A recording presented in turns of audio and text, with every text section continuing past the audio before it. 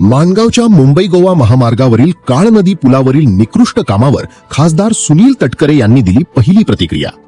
माणगाव येथील काळ नदी पुलावरील निकृष्ट दर्जाचे काम, वारंवार पडणारे खड्डे, खचलेला भराव आणि रस्त्याला गेलेल्या तड्यांबाबत रायगडचे खासदार सुनील तटकरे यांना प्रश्न विचारला असता यावर त्यांनी स्पष्ट शब्दात सांगितले, काम सदोष असेल तर ठेकेदाराला पाठीशी घातले जाणार नाही। संबंधित कामाची तपासणी करून योग्य ती कारवाई केली जाईल।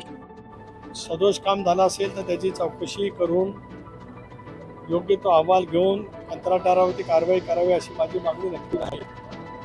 पण अनेक वेळा असं पाहतो की उंचीचा भराव होतो आणि पाऊस पडतो, त्यावेळेला तो खचती जाऊ शकतो। मी कुठल्याही कॉन्ट्रॅक्टरचं अजिबात समर्थन करणार नाही।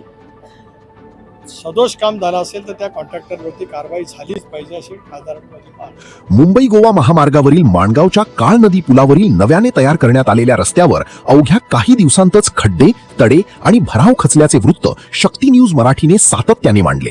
त्यानंतर प्रशासनाने तात्पुरत्या दुरुस्तीचे काम सुरू केले होते, मात्र ही मलमपट्टी पुन्हा पावसाने निष्फळ ठरत आहे।